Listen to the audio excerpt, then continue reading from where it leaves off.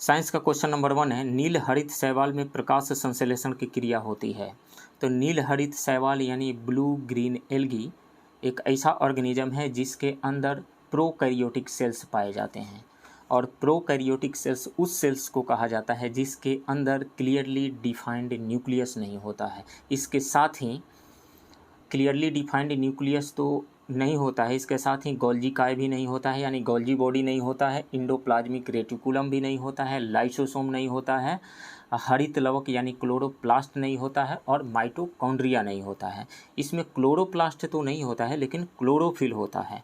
Chlorophyll होने की वजह से इसमें प्रकाश संश्लेषण की क्रिया भी होती है, यानी फोटोसिंथेसिस भी होता है, लेकिन लवक में नहीं होता है, आंतरिक झिल्लियों में होता है, इनर मेम्ब्रेन्स में होता है। राइट ऑप्शन डी होगा। नेक्स्ट क्वेश्चन, मृतोपजीवी कवक यानी सेप्रोफाइटिक एल्गी क्या होते हैं?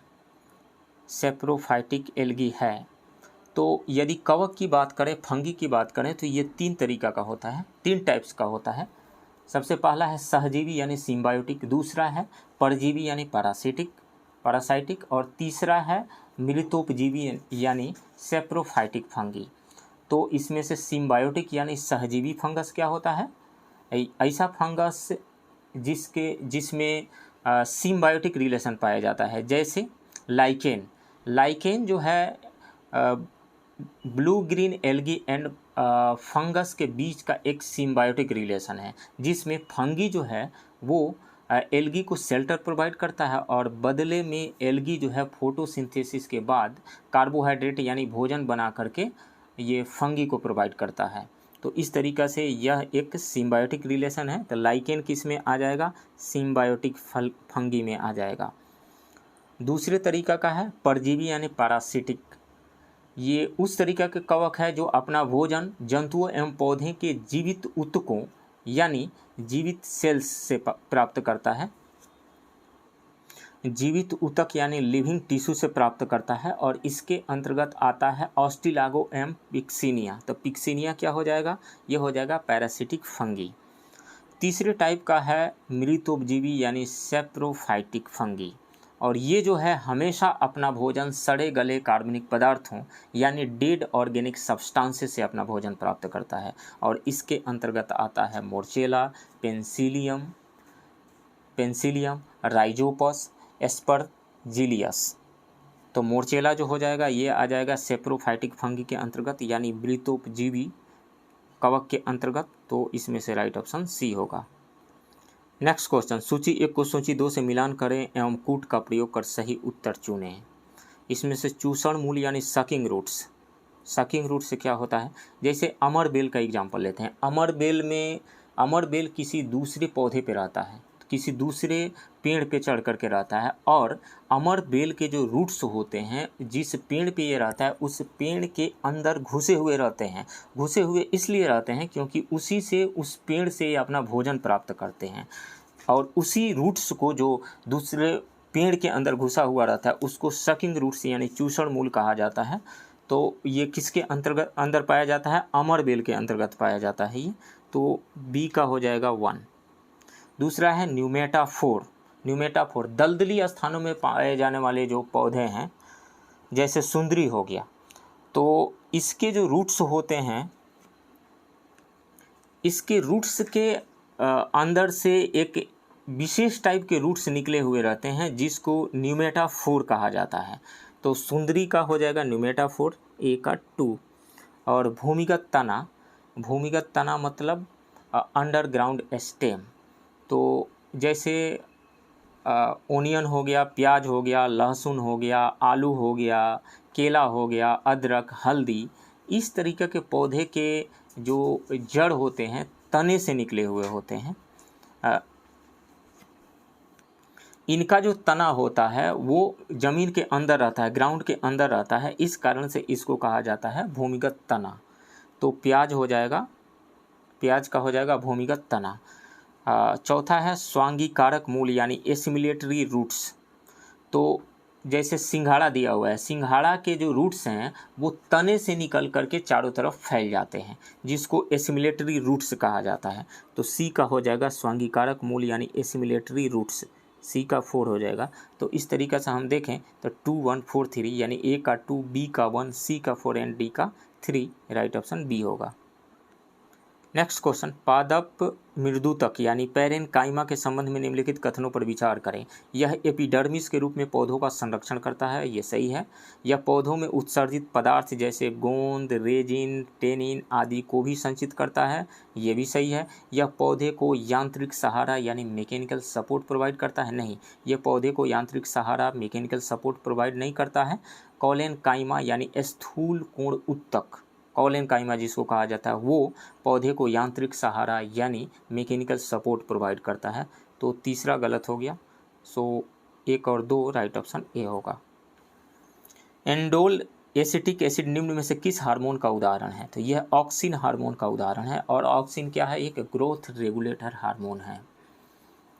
और ऑक्सिन हार्मोन जो है ये जड़ों की वृद्धि को नियंत्रित करता है एवं बीज रहित फलों के उत्पादन में सहायता करता है। जिब्रेलिन जो है ये सीड यानी बीज के सुसुप्तावस्था यानी डोरमेंसी को भंग करके उसको अंकुरित करवाने में हेल्प करता है, यानी जर्मिनेट करवाने में हेल्प करता है। साइटोकाइनिन जो है ये सेल डिवीजन में हेल्प करता है, यानी सेल डिवीजन के लिए जिस हार्मोन की आवश्यकता होती है वो है साइटोकाइनिन। एब्सिसिक अम्ल, एब्सिसिक एसिड ये पौधों के वृद्धि को रोकता है, यानी ग्रोथ को ये रोकता है। सो इसमें से राइट ऑप्शन ए होगा। नेक्स्ट क्वेश्चन, प्राणिसम पोषण के महत्वपूर्ण चरणों का शुरू से अंत तक क्रम निम्न में से हो सकता है। 10th क्लास के NCERT में एक चैप्टर है जैव प्रक्रम यानी लाइफ प्रोसेसेस, उसमें वहाँ ये डायग्राम दिया हुआ है और वहाँ से मैं इसे लिया हूँ।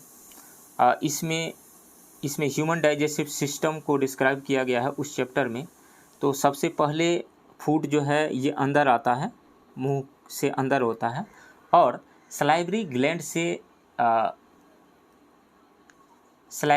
से सलाइवा स्रावित होता है, यानी लार निकलता है और उस लार में सलाइवरी एमाइलेज पाया जाता है। और सलाइवरी जो एमाइलेज है वो कार्बोहाइड्रेट का डाइजेशन करता है। तो इस तरीक़े से हम देखें तो कार्बोहाइड्रेट का डाइजेशन हमारे मुंह से ही शुरू हो जाता है। तो मुंह से होते हुए भोजन एसोफेगस यानी आहार नली से होता हुआ स्टोमक में आता है। स्टोमक तो स्टोमक में स्टोमक से जुड़ा हुआ रहता है गैस्ट्रिक ग्लैंड, और गैस्ट्रिक ग्लैंड से हाइड्रोक्लोरिक एसिड स्रावित होता है। हाइड्रोक्लोरिक एसिड के साथ ही यहाँ से म्यूकस भी निकलता है और एक प्रोटीन डाइजेस्टिव एंजाइम जो है पेप्सिन भी स्रावित होता है। तो 3 चीज़ें, hydrochloric acid, protein digestive enzyme pepsin और म्यूकस। तो इसमें से हाइड्रोक्लोरिक एसिड भोजन को एसिडिक मीडियम प्रोवाइड करता है। जब मीडियम एसिडिक रहेगा तब ही ये पेप्सिन जो है प्रोटीन डाइजेस्टिव एंजाइम काम कर पाता है, यानी इसको पेप्सिन को एक्टिवेट करने के लिए मीडियम का एसिडिक होना ज़रूरी है, जो कि HCl प्रोवाइड कर देता है, हाइड्रोक्लोरिक एसिड प्रोवाइड कर देता है। और म्यूकस का क्या काम है? म्यूकस जो है एसिड से स्टोमक के लाइनिंग को बचाता है। यदि म्यूकस नहीं रहे तो स्टोमक का जो इनर लाइनिंग है उसका क्षरण हो सकता है और उसमें खराबी आ सकती है। तो म्यूकस ये काम करता है। उसके बाद में भोजन जो है स्मॉल इंटेस्टाइन में जाता है और पैनक्रियाज से जो 3 तरीका का एंजाइम स्रावित होता है, ताल, trypsin, amylase and lipase. Trypsin protein का डाइजेशन करवाता है, एमाइलेज कार्बोहाइड्रेट का डाइजेशन करवाता है और लाइपेज फैट का डाइजेशन करवाता है। ये प्रोटीन का डाइजेशन, ये कार्बोहाइड्रेट का डाइजेशन और ये फैट का डाइजेशन करवाता है। और इन तीनों एंजाइम के प्रेजेंस में भोजन का, फूड का कंप्लीट डाइजेशन होता है स्मॉल इंटेस्टाइन में।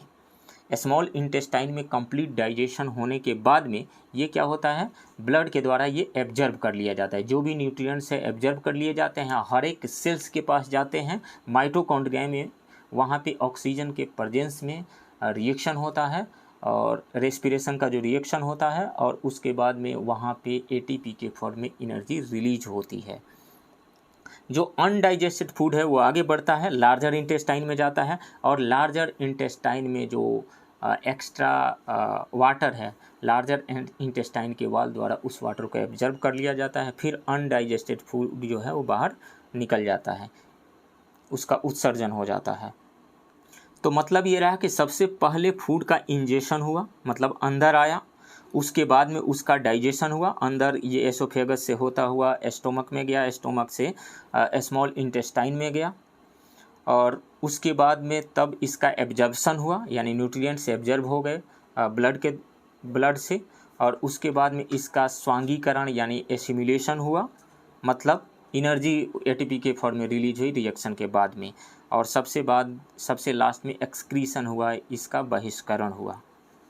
तो इस तरीक़ा से हम देखें तो सबसे पहले अंतर्ग्रहण हुआ, उसके बाद में डाइजेशन, उसके बाद में एब्जर्प्शन, उसके बाद में स्वांगीकरण यानी एसिमिलेशन, उसके बाद में बहिष्करण यानी एक्सक्रीशन हुआ। तो राइट ऑप्शन यहाँ पे सी होगा। नेक्स्ट, टोकोफेरॉल निम्न में से किस विटामिन का रासायनिक नाम है? तो विटामिन ए का नाम रेटिनॉल है, विटामिन डी का नाम कैल्सीफिरोल है, और विटामिन ई का नाम टोकोफिरॉल होता है। तो राइट ऑप्शन सी होगा। नेक्स्ट, मानव शरीर के किस पाचक रस को पूर्ण पाचक रस कहा जाता है? तो पैनक्रियाटिक जूस यानी अग्नाशयी रस को पूर्ण पाचक रस कहा जाता है। इसमें ताल, trypsin, amylase and lipase enzymes होते हैं जो भोजन का कंप्लीट डाइजेशन करवाते हैं, इस कारण से इसको पूर्ण पाचक रस कहा जाता है। राइट ऑप्शन बी होगा। मानव शरीर में दृष्टि एवं श्रवण शक्ति पर नियंत्रण के लिए जिम्मेदार कौन होता है? तो वो होता है मिड ब्रेन। मिड ब्रेन के दो भाग होते हैं, यानी मध्य मस्तिष्क के दो भाग होते हैं। एक तो है, पहला है कार्पोरा क्वाड्रिजेमिना, और दूसरा होता है सेरिब्रल पेडंकल। तो ये दोनों ही मिड ब्रेन के ही भाग हैं, और कार्पोरा क्वाड्रिजेमिना मध्य मस्तिष्क का ऊपरी भाग होता है, और यही यानी कार्पोरा क्वाड्रिजेमिना जो मध्य मस्तिष्क का ऊपरी वाला भाग होता है, ये दृष्टि एवं श्रवण शक्ति पर नियंत्रण करने का कार्य करता है, यानी विजन एंड हियरिंग को कंट्रोल करता है। और दूसरा हो गया सेरिब्रल पेडंकल। सेरिब्रल पेडंकल जो है वो सेरिब्रल कॉर्टेक्स को मस्तिष्क के अन्य भागों तथा मेरुरज्जु यानी स्पाइनल कॉर्ड से जोड़ता है। तो इसमें से राइट ऑप्शन ए होगा। नेक्स्ट क्वेश्चन, निम्न में से कौन सा रोग वायरस जनित रोग है? तो खसरा यानी मीजल्स जो है ये वायरस से होता है। मोरबेली वायरस नामक जो वायरस है उसी की वजह से खसरा यानी मीजल्स होता है, तो ये वायरल डिजीज है। ये पोलियो तो वायरस से होता ही है, वायरल डिजीज है ही। और गंजापन जो है ये वायरस से नहीं होता है, टेनिया कैपिटिस नामक एक कवक यानी फंगस है, उसकी वजह से ये गंजापन होता है। तो इसमें से सी जो है ये नहीं होगा, लेकिन ए एंड बी है, ये वायरस जनित रोग है। तो उपयुक्त में से एक से अधिक राइट ऑप्शन डी होगा, खसरा एंड पोलिया दोनों, और ये जो है फंगस की वजह से होता है। नेक्स्ट क्वेश्चन, 10 की घात के रूप में टेरा का मान्य क्या होगा? 10⁻12 को टेरा कहा जाता है, 10⁻⁻12 को पीको कहा जाता है, और 10⁻⁻15 को कहा जाता है फेम्टो या फर्मी। तो इसमें से ए राइट ऑप्शन होगा, 10⁻12। प्रयुक्त कथनों पर विचार करें। नीचे दिए गए कथन पर विचार करें। ऋणात्मक त्वरण को मंदन कहा जाता है, यानी नेगेटिव एक्सेलरेशन को डिसेलरेशन यानी रिटार्डेशन कहा जाता है। नेगेटिव एक्सेलरेशन कब आता है? मान लीजिए कोई ऑब्जेक्ट जो है राइट डायरेक्शन में जा रहा है, इस पे अपोजिट डायरेक्शन में हम फोर्स एक्सर्ट कर देंगे तो इसका स्पीड धीरे धीरे स्लो होने लगेगा, यानी इसका ये जिधर मोशन में है उसके अपोजिट डायरेक्शन में जब फोर्स अप्लाई किया जाएगा तो अपोजिट एक्सेलरेशन होगा, यानी एक्सेलरेशन नेगेटिव होगा, जिसको मंदन कहा जाता है, डिसेलरेशन कहा जाता है, या फिर रिटार्डेशन कहा जाता है। तो ये स्टेटमेंट सही है। किसान का हल तृतीय श्रेणी का उत्तोलक है, ये बिल्कुल सही है। किसान का जो हल होता है वो 3rd क्लास का लीवर होता है, ये सही है। 1 न्यूटन = 10⁵ डाइन होता है, ये भी सही है। समतल सतह पर एक कंचे को लुढ़काने से वह कुछ समय बाद घर्षण बल के कारण रुक जाता है, बिल्कुल सही है। एक समतल सतह पर किसी स्फेरिकल बॉडी को जब हम लुढ़का देंगे, ये रोल करते हुए जाएगा तो इस पर फ्रिक्शन का फोर्स लगेगा और अपोजिट डायरेक्शन में एक ये टॉर्क प्रोवाइड करेगा। इससे इसका रोटेशनल स्पीड, इसका रोलिंग मोशन स्लो होते जाएगा और एक टाइम ऐसा आएगा कि ये रुक जाएगा। तो रुकने का कारण क्या है?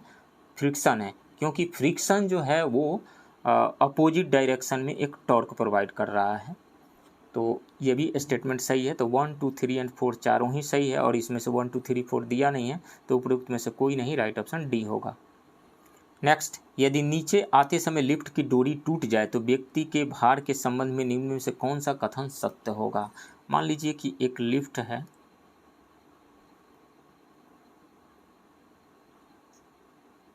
जो नीचे की ओर लिफ्ट आ रही है और यहाँ पे कोई पर्सन है, इस पे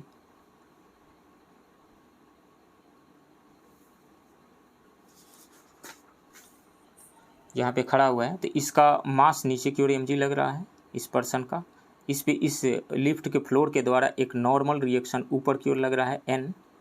इस पे एक नॉर्मल रिएक्शन ऊपर की ओर n लग रहा है, n ऊपर की ओर लग रहा है। इसका mg नीचे की ओर लग रहा है, mg नीचे की ओर लग रहा है।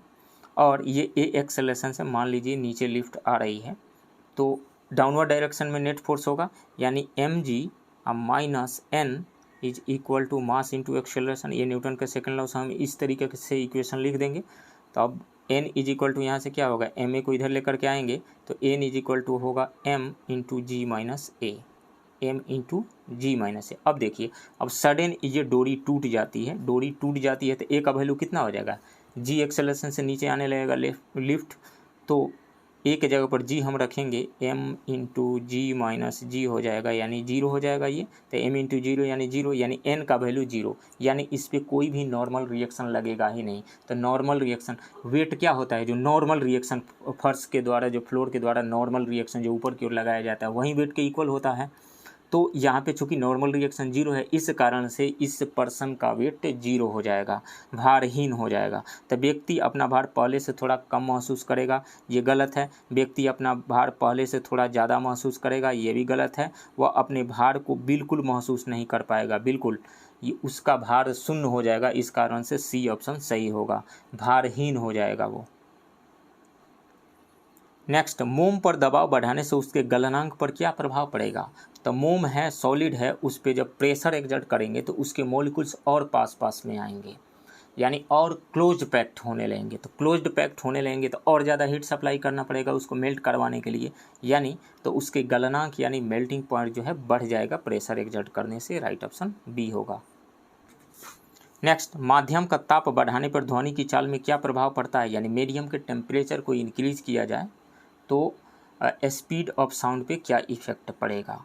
तो स्पीड ऑफ साउंड का ये फार्मूला होता है गामा पी बाई रो का रूट, इसको हम बदलते हैं टेम्परेचर के फॉर्म में, तो ये आता है gamma R T by M.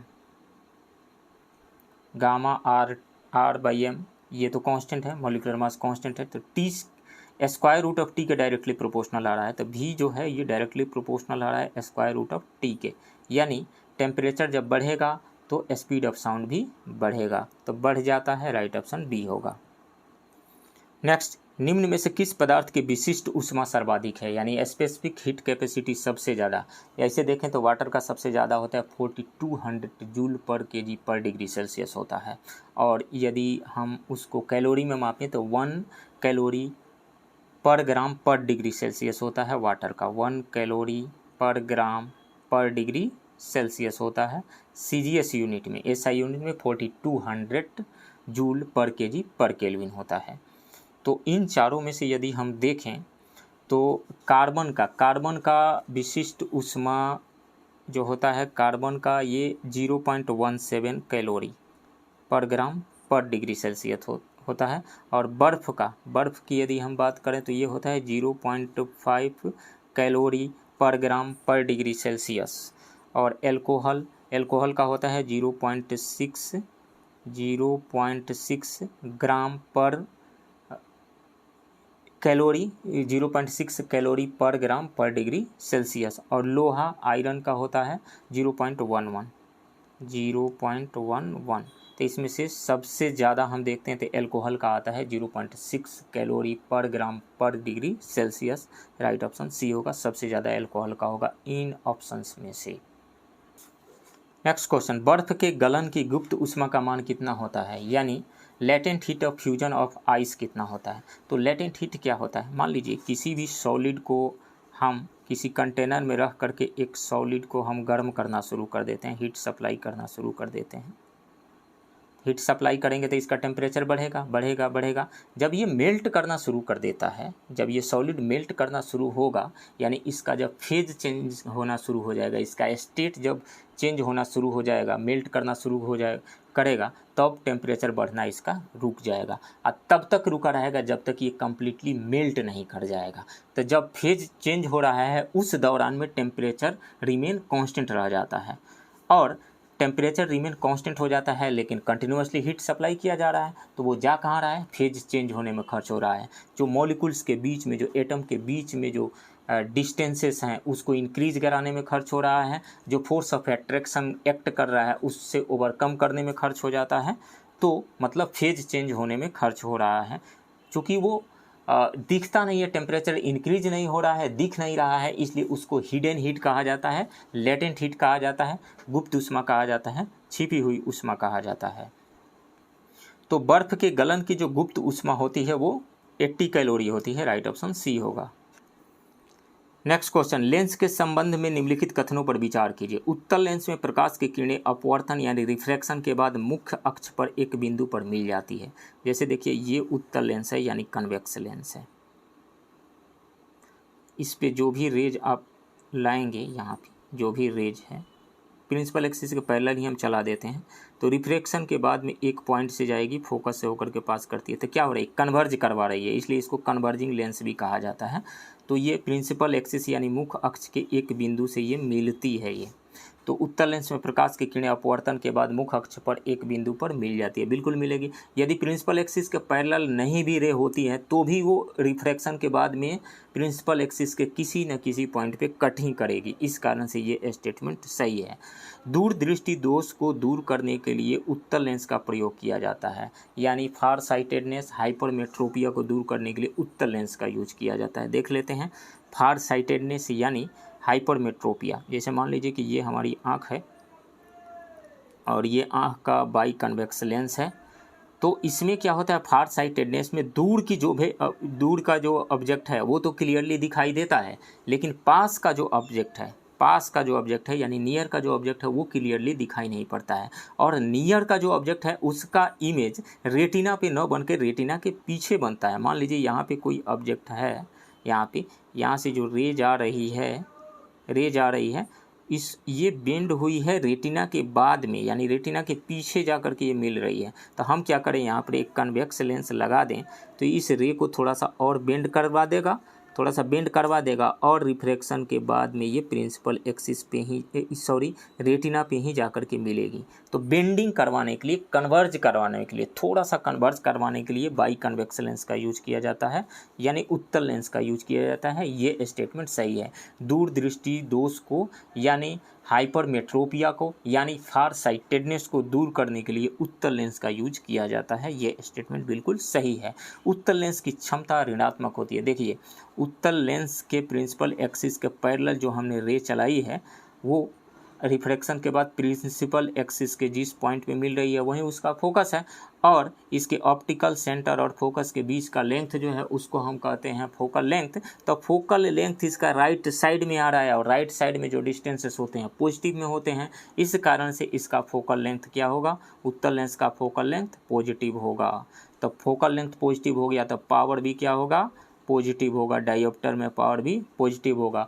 वहीं अवतल लेंस की बात करें यानी कनकेव लेंस की बात करें तो उसका फोकल लेंथ नेगेटिव होता है और पावर भी नेगेटिव होता है। तो उत्तल लेंस की क्षमता नेगेटिव नहीं होती है, पॉजिटिव होती है। ये गलत है, थर्ड स्टेटमेंट गलत है। लेंस की क्षमता को मापने की इकाई डायोप्टर है। ये स्टेटमेंट बिल्कुल सही है। तो 1, 2 और 4 ये सही है। तो 1, 2 और 4 यहाँ पे राइट ऑप्शन बी होगा। जो पावर का यूनिट होता है वो डायोप्टर होता है। पावर क्या होता है, power is equal to 1/f होता है। रेसिप्रोकल और फोकल लेंथ इन मीटर में है तो 1/f होगा, सेंटीमीटर में है तो 100/f होगा, और इसके यूनिट यानी 1/मीटर को कहा जाता है डायोप्टर। नेक्स्ट क्वेश्चन, सूची 1 को सूची 2 से मिलान करें तथा कूट का प्रयोग कर सही उत्तर चुनें। प्रतिरोध रेसिस्टेंस का यूनिट क्या होता है, ओम होता है। चालकता यहाँ पे चालकता दिया हुआ है, लेकिन इंग्लिश वाले में कंडक्टिविटी दिया गया है। चालकता का इंग्लिश होता है कंडक्टेंस, सॉरी चालकता का होता है कंडक्टिविटी, कंडक्टिविटी होता है, और कंडक्टेंस का होता है चालकत्व।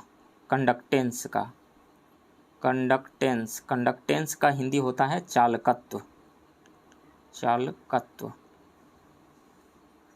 और यहाँ पे जो कंडक्टिविटी का यूनिट होता है, कंडक्टिविटी रेजिस्टिविटी का उल्टा होता है। तो रेजिस्टिविटी का यूनिट क्या होता है? ओम मीटर होता है।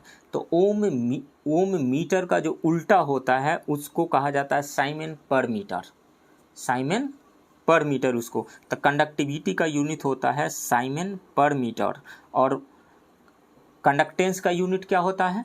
रेजिस्टेंस का उल्टा, रेसिस्टेंस के उल्टा को कंडक्टेंस कहा जाता है। रेसिस्टेंस का यूनिट होता है ओम, तो कंडक्टेंस का यूनिट क्या होगा? 1/ओम। तो 1/ओम को महो कहा जाता है, महो। तो महो जो यूनिट है वो कंडक्टेंस का यूनिट है, कंडक्टिविटी का यूनिट नहीं है, यानी चालकत्व का यूनिट है, चालकता का यूनिट नहीं है। चुंबकीय क्षेत्र यानी मैग्नेटिक फील्ड का यूनिट क्या होता है? मैग्नेटिक फील्ड का यूनिट टेस्ला होता है, टेस्ला जो दिया हुआ था सेकंड वाले में। और विद्युत शक्ति इलेक्ट्रिक पावर का यूनिट क्या होता है? इलेक्ट्रिक पावर का यूनिट वाट होता है। तो डी का यहाँ पे 4 हो रहा है और चुंबकीय क्षेत्र का 2 हो रहा है वहाँ पे। तो इस तरीक़ा से हम देखें तो महो इसमें से किसी का यूनिट नहीं है, इस कारण से इस क्वेश्चन में एरर है। इसका कंप्लीट कोई भी आंसर नहीं दिया गया है, क्योंकि महो जो है वो कंडक्टेंस का यूनिट है, कंडक्टिविटी का यूनिट नहीं है। तो इस कारण से ये क्वेश्चन गलत है। यहाँ पे महो के जगह पर साइमन पर मीटर होना चाहिए। साइमन पर मीटर यदि होगा तब जाकर के ये कंडक्टिविटी का यूनिट होगा, यानी चालकता का यूनिट होगा। इस क्वेश्चन का इंग्लिश वाला वर्जन देखिए, match list 1 with list 2 and select the correct answer using the code. तो रेसिस्टेंस का यूनिट क्या हो जाएगा? ओम होता है।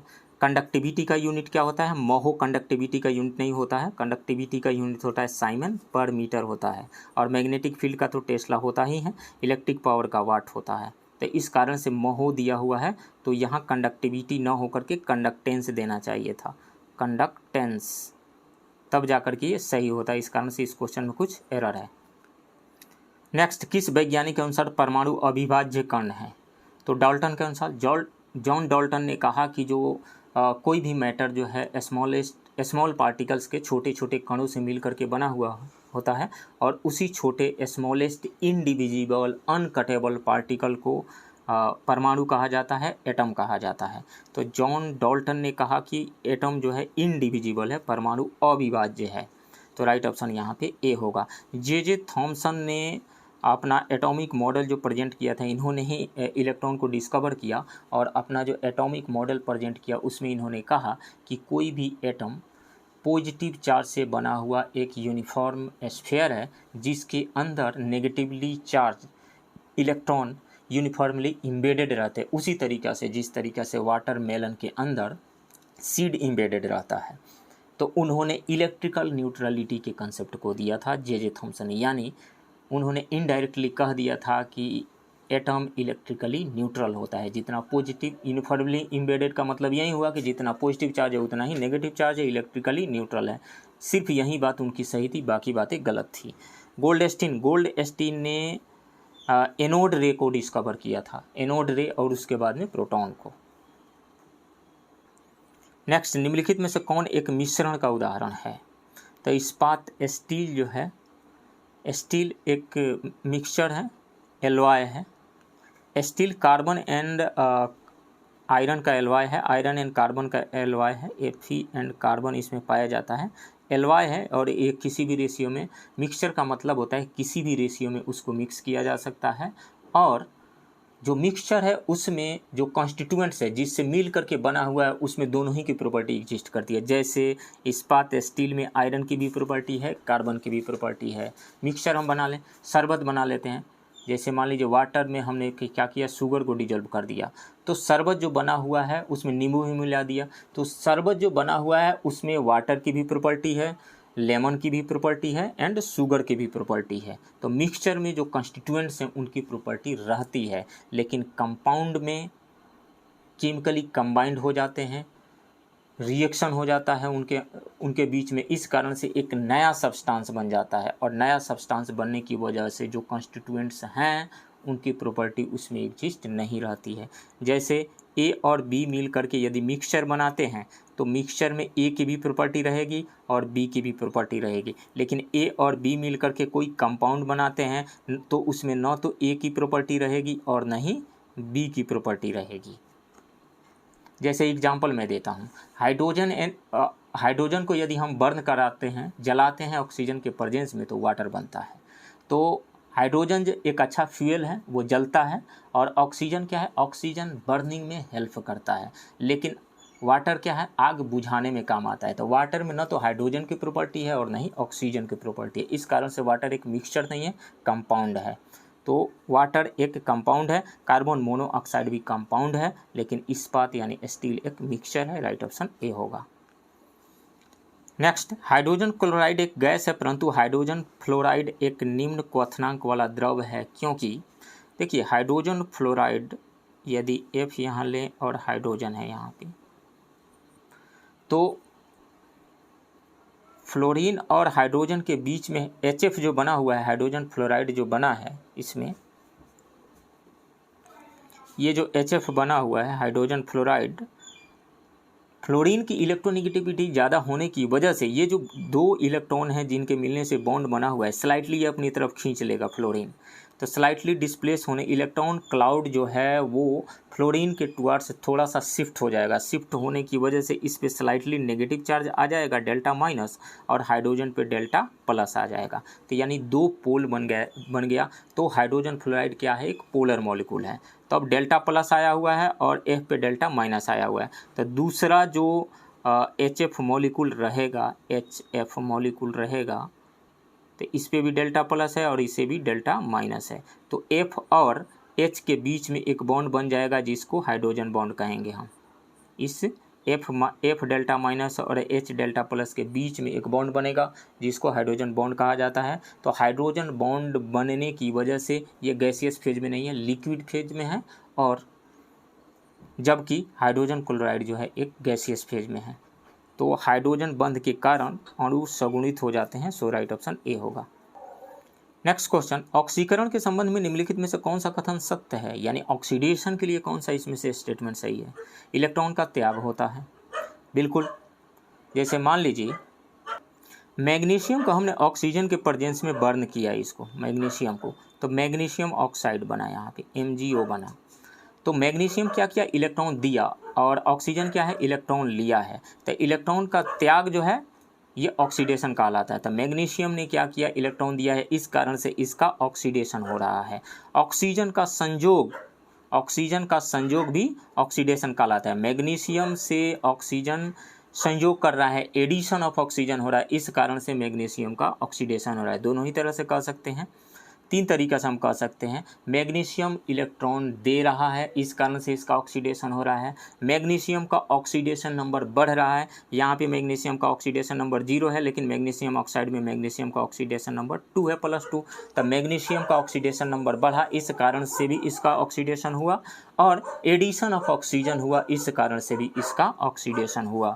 तो इलेक्ट्रॉन का त्याग ये भी सही है, ऑक्सीजन का संयोग ये भी सही है। विद्युत धनात्मक समूह के अनुपात में वृद्धि होती है। देखिए एडिशन ऑफ ऑक्सीजन हो रहा है, यानी इलेक्ट्रोनेगेटिव एलिमेंट ऐड हो रहा है, इलेक्ट्रो पॉजिटिव एलिमेंट ऐड नहीं हो रहा है, इलेक्ट्रोनेगेटिव एलिमेंट ऐड हो रहा है। तो इस कारण से विद्युत ऋणात्मक समूह के अनुपात में वृद्धि हो रही है, विद्युत धनात्मक समूह के अनुपात में वृद्धि नहीं हो रही है। इस कारण से सी स्टेटमेंट जो है वो गलत है। तो ए और बी सही है, तो उपरोक्त में से एक से अधिक, राइट ऑप्शन डी होगा। नेक्स्ट क्वेश्चन, निम्नलिखित में से कौन सा एक जटिल लवण यानी कॉम्प्लेक्स सॉल्ट है, यानी कोऑर्डिनेशन कंपाउंड कौन सा है। कॉम्प्लेक्स सॉल्ट को कोऑर्डिनेशन कंपाउंड भी कहा जाता है। और कोऑर्डिनेशन कंपाउंड में क्या होता है, एक सेंट्रल एटम होता है, सेंट्रल मेटल आयन होता है, और इससे बहुत सारे लीजेंड्स यानी कॉम्प्लेक्स आयन्स जुड़े हुए रहते हैं कोऑर्डिनेशन बॉन्ड के द्वारा। कोऑर्डिनेशन बॉन्ड के द्वारा मान लीजिए कि एक लीजेंड यानी कॉम्प्लेक्स आयन ए है, दूसरा बी है, तीसरा सी है, चौथा डी है, इस तरीक़े से जुड़े हुए रहते हैं, कोऑर्डिनेशन बॉन्ड के थ्रू जुड़े हुए रहते हैं, कोऑर्डिनेशन बॉन्ड के थ्रू जुड़े हुए रहते हैं लीजेंड्स। तो इसमें से देखें तो यहाँ पे एक आयरन पोटेशियम फेरोसाइनाइड जो है, पोटेशियम फेरोसाइनाइड, इसमें सेंट्रल मेटल आयन कौन सा है, ये आयरन है। और इससे जो लीजेंड्स जुड़े हुए हैं CN 6 CN जुड़े हुए हैं यहाँ से, तो लीजेंड्स इससे जुड़े हुए हैं। यदि हम ये दूसरा कंपाउंड जो है potassium mercuric iodide, potassium mercuric iodide, इसमें सेंट्रल मेटल आयन कौन सा है, मर्क्यूरी है, मरकरी है Hg। और ये इसमें इसका नाम है di amino silver chloride. Di amino silver chloride में Ag जो है यानी सिल्वर जो है एक सेंट्रल मेटल आयन है और इससे कई लीजेंड्स जुड़े हुए हैं। तो ये तीनों ही जो है कॉम्प्लेक्स सॉल्ट है यानी कोऑर्डिनेशन कंपाउंड है। तो इसमें से उपयुक्त में से एक से अधिक, राइट ऑप्शन डी होगा। नेक्स्ट क्वेश्चन, उत्प्रेरक के संबंध में निम्नलिखित में से कौन सा कथन सत्य है, यानी कैटलिस्ट के बारे में कौन सा इसमें से स्टेटमेंट सही है। यह प्रतिक्रिया का दर बढ़ाता है यानी रेट ऑफ रिएक्शन ये इंक्रीज करवा देता है, ये बिल्कुल सही है। यह सक्रियण ऊर्जा एक्टिवेशन एनर्जी को बढ़ाता है, नहीं, देखते हैं कैसे, ये बढ़ाता नहीं है, घटाता है। यह सक्रियण ऊर्जा को यानी एक्टिवेशन एनर्जी को घटाता है, ये स्टेटमेंट सही है। यह प्रतिक्रिया में खर्च हो जाता है यानी रिएक्शन में ये खर्च हो जाता है यानी रिएक्शन में ये पार्टिसिपेट करता है, इन्वॉल्व होता है और इसके अमाउंट उसमें कुछ खर्च हो जाते हैं, ये स्टेटमेंट गलत है। कोई भी इंजाइम, कोई भी कैटलिस्ट जो है वो रिएक्शन में पार्टिसिपेट नहीं करता है, बिना पार्टिसिपेट किए जस्ट वह एक प्लेटफॉर्म प्रोवाइड कर देता है। जैसे मैं समझाता हूँ, जैसे किसी भी रिएक्शन में जब कैटलिस्ट मिलाया जाता है तो कैटलिस्ट क्या करता है, एक प्लेटफॉर्म प्रोवाइड कर देता है, प्लेटफॉर्म प्रोवाइड कर दिया और इसी प्लेटफॉर्म पे जो मॉलिक्यूल्स है, रिएक्टेंट्स के मॉलिक्यूल्स है, कोलाइड करते हैं और कोलिजन के बाद में प्रोडक्ट बनता है। तो जैसे मान लीजिए यदि रिएक्शन कोऑर्डिनेट के फॉर्म में हम इसको दिखाएं तो मान लीजिए कि ये रिएक्टेंट्स हैं यहाँ पे और यहाँ प्रोडक्ट बनना है, यहाँ प्रोडक्ट बनना है। तो यदि कैटलिस्ट नहीं मिलाया जाता तो ये रिएक्शन कुछ इस तरीक़ा से जाता रिएक्शन, और इस एनर्जी को एक्टिवेशन एनर्जी कहा जाता है। इस एनर्जी को एक्टिवेशन एनर्जी, जिसको EA कहते हैं, एक्टिवेशन एनर्जी कहा जाता है, इसको EA कहा जाता है। तो जब हम इसमें कैटलिस्ट मिला देते हैं तो जो इस लेवल पे जाना चाहिए, अब रिएक्शन का पाथवे कुछ इस तरीके से चला जाता है, दूसरे पाथवे को एडॉप्ट करते हुए प्रोडक्ट पे जाता है, यानी एक्टिवेशन एनर्जी जो है वो कम हो गया, अब इतना एक्टिवेशन एनर्जी घट करके हो गया। तो ये क्या करता है, ये एक प्लेटफॉर्म प्रोवाइड करता है जिस पे रिएक्टेंट्स मॉलिक्यूल का कोलिजन होता है और कोलिजन के बाद में प्रोडक्ट बनता है। दूसरी बात ये है कि ये एक्टिवेशन एनर्जी को कम करता है। एक्टिवेशन एनर्जी को कम कैसे करता है, एक अनदर पाथवे प्रोवाइड करता है, दूसरा पाथवे प्रोवाइड करता है और प्रोडक्ट आसानी से बन जाता है। तो इस कारण से रिएक्शन का रेट भी इंक्रीज करवा देता है। ये खुद खर्च नहीं होता है, जस्ट ये प्लेटफॉर्म प्रोवाइड किया हुआ है। इसमें जो रिएक्टेंट, ये उत्प्रेरक यानी कैटलिस्ट खर्च नहीं होता है, जस्ट वो एक प्लेटफॉर्म प्रोवाइड किया हुआ है। तो यह प्रतिक्रिया के दर को यानी रेट ऑफ रिएक्शन इंक्रीज करवा देता है, ये सही है। यह एक्टिवेशन एनर्जी को बढ़ाता है, नहीं घटा देता है, ये गलत है। यह एक्टिवेशन एनर्जी को घटाता है, तो थर्ड स्टेटमेंट सही है। यह प्रतिक्रिया में खर्च हो जाता है, ये खर्च नहीं होता है, तो 1 और 3 सही है, केवल 1 और 3 राइट ऑप्शन सी होगा। नेक्स्ट क्वेश्चन, खाद्य पदार्थों के परिरक्षण के लिए प्रयोग में लाया जाने वाला रसायन है। तो खाद्य पदार्थों के परिरक्षण में जो यूज किया जाता है, सोडियम बेंजोएट का यूज किया जाता है और सोडियम बेंजोएट का ये स्ट्रक्चर होता है। बेंजीन रिंग बनाइए, इसमें से बेंजीन रिंग और यहाँ पे C डबल बॉन्ड O और यहाँ पे ONA जोड़िए, यहाँ पे ONA, O से Na जोड़ दीजिए। इसको कहा जाता है सोडियम बेंजोएट और इसी का यूज किया जाता है खाद्य पदार्थों के परिरक्षण में, राइट ऑप्शन ए होगा। नेक्स्ट क्वेश्चन, शुष्क सेल में धनात्मक छड़ के रूप में प्रयुक्त होता है। धनात्मक छड़ के रूप में शुष्क सेल यानी ड्राई सेल, जो भी बैटरी है जैसे टॉर्च वगैरह में लगता है, रिमोट वगैरह में लगता है, जब वो ख़राब हो जाता है और उसको हम तोड़ करके देखें तो उसमें एक ब्लैक कलर का रड नज़र आता है, वही होता है ग्रेफाइट का रड। तो ग्रेफाइट के रड का यूज किया जाता है धनात्मक छड़ के रूप में, राइट ऑप्शन बी होगा। नेक्स्ट क्वेश्चन, नौसादर और नमक के मिश्रण को किस विधि के द्वारा पृथक किया जा सकता है, पृथक कर सकते हैं। तो वो है ऊर्ध्वपातन विधि यानी सब्लिमेशन मेथड। सब्लिमेशन मेथड क्या होता है? जब कोई सॉलिड बिना लिक्विड फेज में गए डायरेक्टली गैस में कन्वर्ट हो जाए तो इस प्रोसेस को कहा जाता है सब्लिमेशन। जैसे कैम्फर है, कपूर है, पूजा करते वक्त जब हम कपूर को जलाते हैं तो कपूर क्या है, कैम्फर क्या है, एक सॉलिड है। जब उसको जलाते हैं तो वो लिक्विड में बदलता नहीं है, मेल्ट करके लिक्विड में नहीं जाता है, डायरेक्टली गैस में कन्वर्ट हो जाता है। तो इसको कहा जाता है सब्लिमेशन यानी ऊर्ध्वपातन कहा जाता है। दूसरा एग्जाम्पल क्या हो जाएगा? ड्राई आइस यानी solid carbon dioxide, iodine, ammonium chloride, naphthalene, camphor, ये सभी इसमें सभी में ये लिक्विड फेज में नहीं जाते हैं, ये डायरेक्टली गैसियस फेज में चले जाते हैं सब्लिमेशन के थ्रू। और जब इसका रिवर्स प्रोसेस होने लगे यानी कोई गैस बिना लिक्विड फेज में गए हुए डायरेक्ट सॉलिड में कन्वर्ट हो जाए तो इसको डीसब्लिमेशन या डिपोजिशन कहा जाता है। तो इसमें से राइट ऑप्शन ऊर्ध्वपातन विधि यानी सब्लिमेशन मेथड होगा। नेक्स्ट क्वेश्चन, निम्नलिखित में से कौन सी धातु अम्ल से हाइड्रोजन गैस विस्थापित करती है? तो रिएक्टिविटी सीरीज में जो हाइड्रोजन से ऊपर जो भी धातुएं होंगी, जो भी मेटल्स होंगे, वो अम्ल से हाइड्रोजन को विस्थापित कर देंगे। तो रिएक्टिविटी सीरीज को यदि हम देखें, ये है रिएक्टिविटी सीरीज। रिएक्टिविटी सीरीज में हाइड्रोजन से ऊपर जो है ये सभी potassium, sodium, barium, calcium, magnesium, aluminium, zinc, iron, nickel, tin और लेड है यहाँ पे। तो उसमें जो ऑप्शन दिया गया उसमें मैग्नीशियम एक है। तो मैग्नीशियम जो है ये रिएक्टिविटी सीरीज में हाइड्रोजन से ऊपर है, इस कारण से ये सॉल्ट से हाइड्रोजन को डिस्प्लेस कर देगा।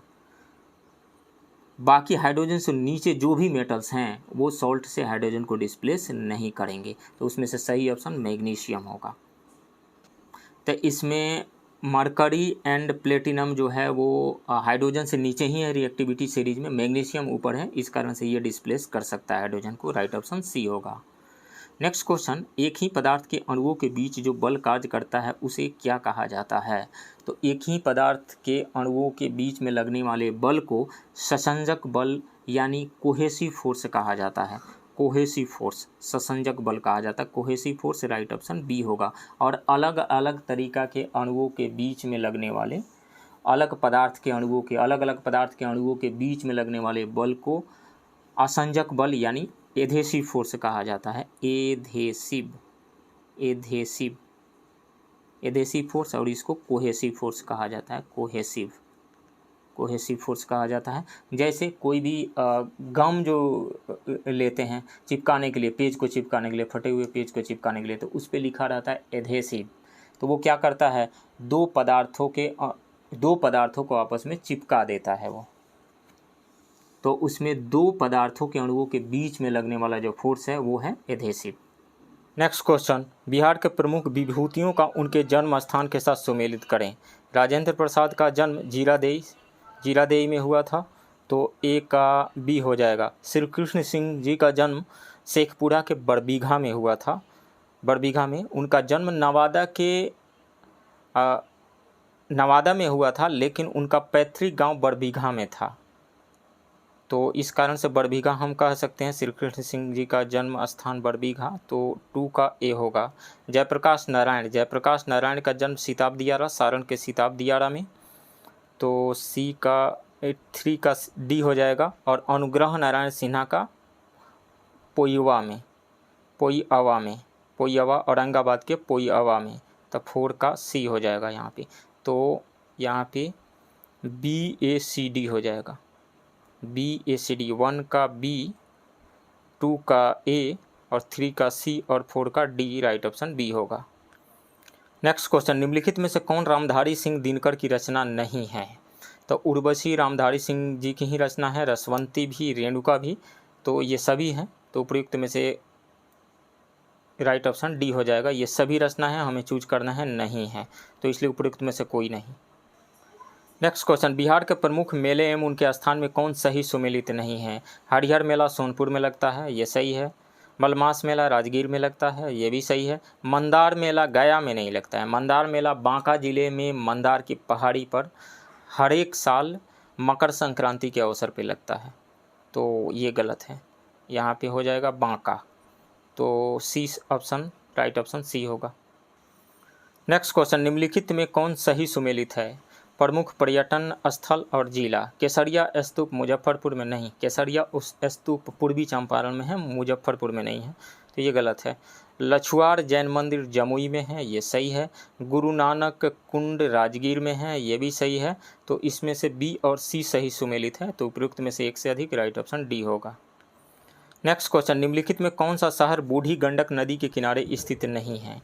तो बूढ़ी गंडक नदी के किनारे मुजफ्फरपुर स्थित है, खगड़िया भी स्थित है, लेकिन दरभंगा नहीं है, तो इसमें से स्थित नहीं है, तो सी हो जाएगा राइट ऑप्शन।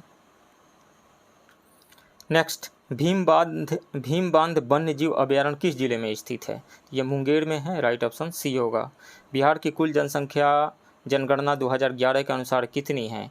तो 10,40,99,452 है, राइट ऑप्शन ए होगा।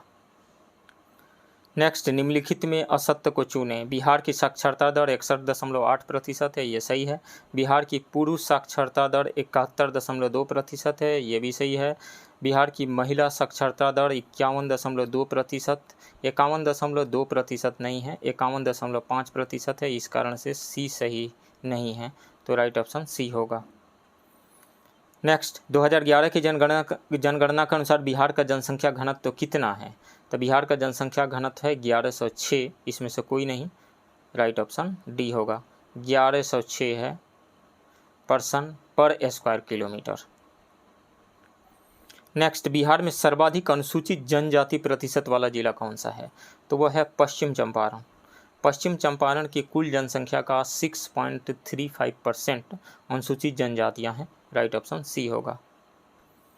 नेक्स्ट, निम्नलिखित में से कौन सा कथन असत्य है? भारत को संयुक्त राष्ट्र सांख्यिकी आयोग का सदस्य चुना गया है, ये सही है। भारत को 4 साल के कार्यकाल के लिए संयुक्त राष्ट्र के सांख्यिकीय निकाय के लिए चुना गया है, ये भी सही है। एक सदस्य के रूप में भारत का कार्यकाल 1 जुलाई 2023 से शुरू होगा, 1 जुलाई 2023 से नहीं, 1 जनवरी 2024 से शुरू होगा, तो ये गलत है, तो राइट ऑप्शन सी होगा, असत्य कथन को चुनना है। नेक्स्ट, आईसीसी के 2 पूर्ण सदस्य टीमों के बीच पुरुषों के अंतर्राष्ट्रीय मैच में न्यूजीलैंड की महिला अंपायर ऑन फील्ड अंपायर के रूप में सेवा देने वाली पहली महिला अंपायर बन गई हैं, तो वो हैं किम कॉटन। आईसीसी के 2 पूर्ण सदस्य टीमों के बीच पुरुषों के अंतर्राष्ट्रीय मैच में न्यूजीलैंड की महिला umpire Kim cotton on field umpire के रूप में सेवा देने वाली पहली महिला अंपायर बन गई है, राइट ऑप्शन ए होगा। नेक्स्ट, भारत की राष्ट्रपति श्रीमती द्रौपदी मुर्मू ने 7 अप्रैल 2023 को किस राष्ट्रीय उद्यान में गज उत्सव 2023 का उद्घाटन किया? तो असम के काजीरंगा राष्ट्रीय उद्यान में, राइट ऑप्शन सी होगा।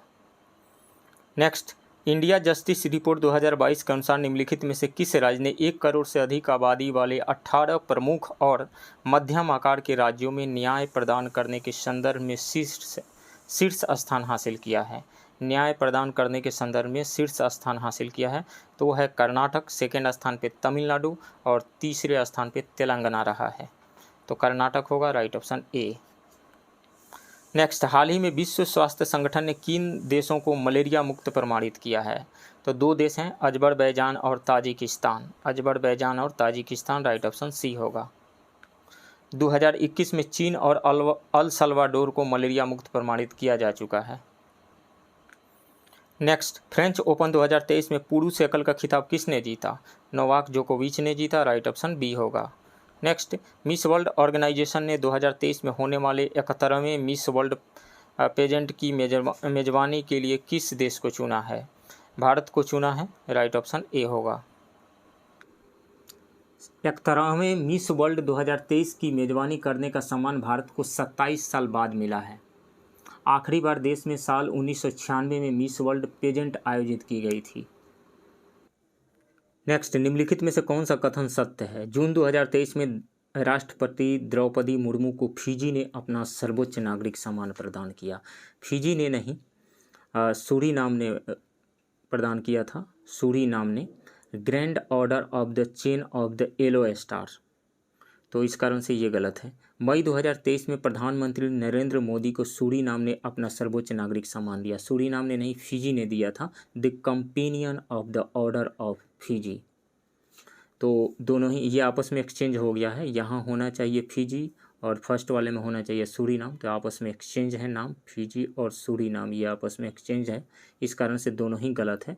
तो कोई भी सही नहीं होगा, उपयुक्त में से कोई नहीं, राइट ऑप्शन डी होगा। नेक्स्ट, भारत ने चक्रवात मोचा से प्रभावित किस देश में लोगों को मानवीय सहायता प्रदान करने के लिए ऑपरेशन करुणा शुरू किया है? तो म्यांमार, राइट ऑप्शन डी होगा। नेक्स्ट क्वेश्चन, खेलो इंडिया यूनिवर्सिटी गेम्स KIUG 2023 के संबंध में कौन सा कथन असत्य है? इसका आयोजन मध्य प्रदेश में किया गया, मध्य प्रदेश में नहीं, यूपी में किया गया, उत्तर प्रदेश में, तो ये गलत है। पंजाब यूनिवर्सिटी ने पदक तालिका में शीर्ष स्थान प्राप्त किया, ये सही है। पंजाब यूनिवर्सिटी ने टोटल 26 स्वर्ण, 17 रजत और 26 कांस्य पदक के साथ में शीर्ष स्थान प्राप्त किया था। KIUG 2023 के शुभंकर का नाम जीतू यानी 12 सिंहा रखा गया है, ये भी सही है। तो इसमें से 2 और 3 सही है, लेकिन एक गलत है और असत्य कथन ही चुनना है, तो केवल एक, राइट ऑप्शन ए होगा। नेक्स्ट, हाल ही में संपन्न हुए IPL 2023 के संबंध में कौन सा कथन असत्य है? यह खिताब चेन्नई सुपर किंग्स ने गुजरात टाइटन को हराकर अपने नाम किया, ये सही है। चेन्नई सुपर किंग्स की टीम 5वीं बार चैंपियन बनी, ये भी सही है। फाइनल मुकाबला गुजरात के नरेंद्र मोदी स्टेडियम में खेला गया, ये भी सही है। तो ये सभी सही है और हमें चुनना है असत्य कथन, तो कोई भी असत्य कथन नहीं है, तो उपयुक्त में से कोई नहीं, राइट ऑप्शन डी होगा। नेक्स्ट क्वेश्चन, हाल ही में किस मंत्रालय द्वारा एक learning management information system LMIS सक्षम लॉन्च किया गया? तो स्वास्थ्य मंत्रालय के द्वारा, राइट ऑप्शन बी होगा। सक्षम का मतलब है stimulating advanced knowledge for sustainable health management. Next, हाल ही में किस खिलाड़ी ने Laureus world sportsman of the year 2023 award जीता है? तो लियोनेल मेसी ने जीता है, राइट ऑप्शन सी होगा। मई 2023 में दक्षिण पूर्व एशियाई देशों के संगठन आसियान का 42वां शिखर सम्मेलन किस देश में आयोजित किया गया? इंडोनेशिया में आयोजित किया गया था, राइट ऑप्शन ए होगा। नेक्स्ट क्वेश्चन, भारत का पहला केबल स्टे रेल ब्रिज अंजी खड्ड हाल ही में किस राज्य या केंद्र शासित प्रदेश में बनकर तैयार हुआ है? तो जम्मू कश्मीर में बनकर के तैयार हुआ है, राइट ऑप्शन ए होगा। पुल की कुल लंबाई 725 मीटर है और इसमें से 473 मीटर हिस्सा जो है केबल पर आधारित है। नेक्स्ट, 26 अप्रैल 2023 को तिब्बती आध्यात्मिक गुरु दलाई लामा को 64 साल बाद व्यक्तिगत रूप से रैमन मैग्सेसे पुरस्कार से सम्मानित किया गया है। उन्हें किस वर्ष का रैमन मैग्सेसे पुरस्कार दिया गया है? तो तिब्बती आध्यात्मिक नेता दलाई लामा को 26 अप्रैल 2023 को धर्मशाला में उनके निवास पर 54 साल बाद पुरस्कार फाउंडेशन ने व्यक्तिगत रूप से वर्ष 1959 का रैमन मैग्सेसे पुरस्कार प्रदान किया। 64 साल बाद, 54 साल नहीं, 64 साल बाद। अगस्त 1959 में मनीला में उनके बड़े भाई ग्यालो थोडेन ने उनकी ओर से रैमन मैग्सेसे पुरस्कार ग्रहण किया था। दलाई लामा 1959 में तिब्बत से भारत चले आए थे और तब से वो यहीं रह रहे हैं। तो इसमें से राइट ऑप्शन बी होगा, 1959 का रैमन मैग्सेसे पुरस्कार। Next question, smoke and ashes नामक पुस्तक किसके द्वारा लिखी गई है जो 15 जुलाई 2023 को रिलीज की जाएगी? अमिताभ घोष के द्वारा लिखी गई है, राइट ऑप्शन सी होगा। नेक्स्ट, हाल ही में माणा को भारत का पहला गांव घोषित किया गया है, यह किस राज्य में स्थित है? तो यह उत्तराखंड में है। उत्तराखंड के चमोली जिले में स्थित माणा गांव को पहले भारत का आखिरी गांव कहा जाता था। भारत का पहला गांव माणा गांव को घोषित किया गया है, तो इसमें से राइट ऑप्शन बी होगा, उत्तराखंड।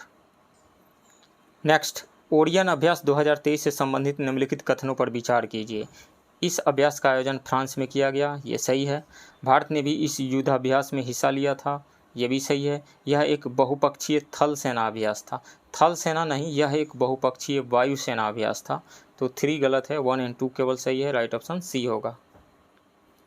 नेक्स्ट, केंद्रीय विद्युत और नवीन एवं नवीकरणीय ऊर्जा मंत्रालय द्वारा जारी राज्य ऊर्जा दक्षता सूचकांक 2022 में कौन सा राज्य शीर्ष स्थान पर रहा?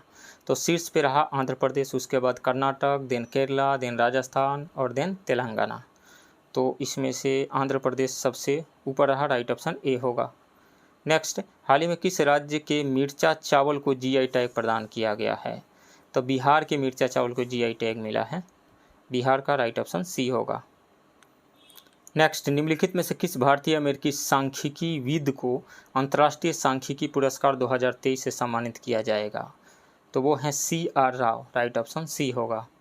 10 अप्रैल 2023 को विदेश मंत्री एस जयशंकर ने किस देश की अपनी यात्रा के दौरान वाराणसी की तुलसी घाट जीर्णोद्धार परियोजना का शुभारंभ किया? तो युगांडा यात्रा के दौरान, राइट ऑप्शन सी होगा। नेक्स्ट, हाल ही में आयोजित ICC विश्व टेस्ट चैंपियनशिप 2023 का खिताब किस देश ने जीता? ऑस्ट्रेलिया ने जीता, भारत को हरा करके, राइट ऑप्शन बी होगा। नेक्स्ट क्वेश्चन, नए संसद भवन से संबंधित निम्नलिखित कथनों पर विचार कीजिए। इसका डिजाइन डॉक्टर बिमल पटेल के द्वारा किया गया है, ये सही है। सेंट्रल विस्टा प्रोजेक्ट के अंतर्गत इसका निर्माण टाटा प्रोजेक्ट लिमिटेड द्वारा किया गया है, ये भी सही है। इसके 3 मुख्य द्वार को ज्ञान द्वार, शक्ति द्वार और कर्म द्वार नाम दिया गया है, ये भी सही है। लोकसभा कक्ष में वर्तमान के 543 के बजाय 888 सीटें इसमें होंगी, जिसकी क्षमता बढ़ कर के 1272 हो जाएगी। राज्यसभा कक्ष अब 250 की मौजूदा क्षमता के विपरीत 384 संसद सदस्यों को समायोजित कर सकती है। तो इसमें से तीनों ही स्टेटमेंट सही है और हमें चूज करना है असत्य कथन। कौन सा कथन असत्य सही नहीं है?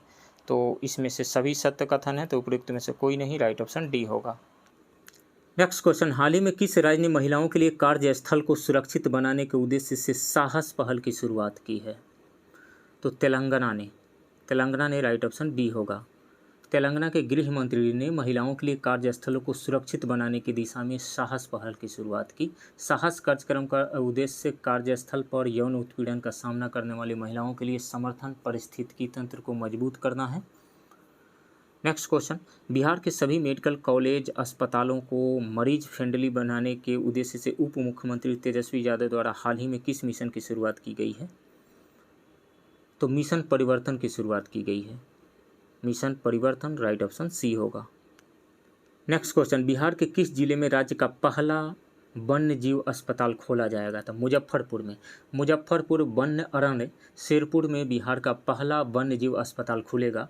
वन्य जीव को रेस्क्यू के बाद 15 दिन तक अस्पताल में रहकर पूरी तरह स्वस्थ होने पर जंगल या आदिवासी क्षेत्र में छोड़ा जाएगा। इस अस्पताल में केवल वन्य जीव का ही इलाज होगा, राइट ऑप्शन ए होगा, मुजफ्फरपुर। बिहार में कृषि रोड मैप 4 कब लागू किया गया? 1 अप्रैल 2023 से लागू हुआ, राइट ऑप्शन ए होगा। ये लागू किया गया 1 अप्रैल 2023 तक और इसकी अवधि होगी 31 मार्च 2028 तक।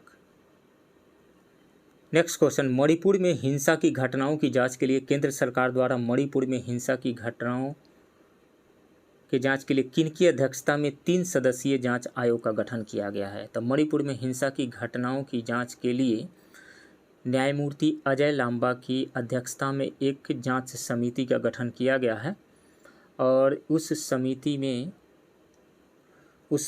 गुवाहाटी उच्च न्यायालय के पूर्व मुख्य न्यायाधीश न्यायमूर्ति अजय लांबा सहित पूर्व IAS अधिकारी हिमांशु शेखर दास और पूर्व IPS अधिकारी आलोक प्रभाकर भी शामिल हैं उसमें। तो इसमें से राइट ऑप्शन ए हो जाएगा, न्यायमूर्ति अजय लांबा। तो फ्रेंड्स, ये रहा एडिटोरिया के टेस्ट 5 के हिंदी मीडियम के क्वेश्चन का डिस्कशन। आप बने रहिए इस चैनल के साथ, मिलते हैं किसी दूसरे वीडियो में, तब तक के लिए थैंक यू वेरी मच।